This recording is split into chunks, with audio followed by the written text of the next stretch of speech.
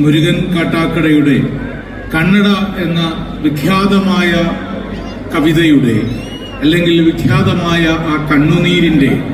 1/4 നൂറ്റാണ്ട് പൂർത്തിയാക്കുന്ന ഈ ദിവസം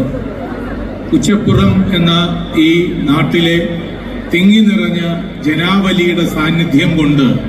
മറ്റെന്തിനേക്കാളുമേറെ ആഹ്ലാദം പകരുന്ന ഒന്നാണ്. മുരുകനെ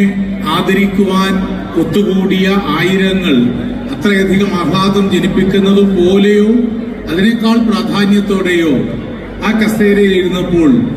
ഞങ്ങളൊക്കെ അഭിമാനത്തോടെ ആലോചിച്ചത്, ദളിതനായി പിറന്നാൽ സ്വന്തം ഭർത്താവിന്റെ ശവശരീരം തലച്ചുമടായി ചുമക്കേണ്ടി വരുന്ന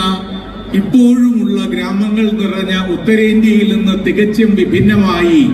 ഒരു കവിതയുടെ 1/4 നൂറ്റാണ്ട് ആഘോഷിക്കുന്നത് തങ്ങൾക്ക് അത്രമേൽ ആനന്ദമാണെന്ന് പ്രഖ്യാപിക്കുന്ന ഒരു ജനതയുള്ള ഇന്ത്യയിലെ ഏക നാടിന്റെ പേരാണ് കേരളം എന്ന് പ്രഖ്യാപനമാണ് സത്യത്തിൽ ഈ വേദി ഇവിടെ നടത്തുന്നത്.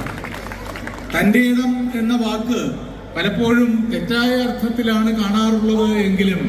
ഒന്ന് നന്നായി വിഗ്രഹിച്ചു നോക്കിയാൽ തന്റെ ഇടം എന്ന വാക്കിന് തന്റേതായ ഇടം എന്നാണ് അർത്ഥം.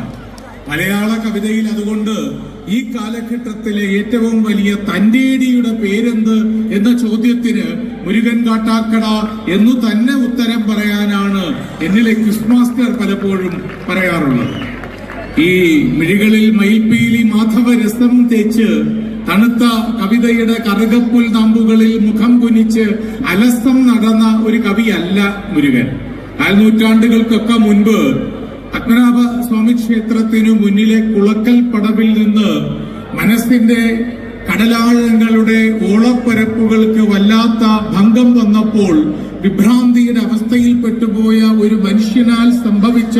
കൊലപാതകം ചിത്രമാക്കുവാൻ വേണ്ടി ചാനലുകൾ മത്സരിച്ച് ലൈവാക്കി മരണം സംപ്രേഷണം ചെയ്ത 4 നൂറ്റാണ്ടുകൾക്കുമൊക്കെ മുമ്പുള്ള ആ ദിവസത്തിന്റെ സായാഹ്നത്തിൽ തന്റെ സുഹൃത്തുക്കളോടൊപ്പം ഇരുന്ന് സംസാരിക്കവേ ഉണരുക പത്മതീർത്ഥങ്ങളെ എന്ന കവിത എഴുതിയ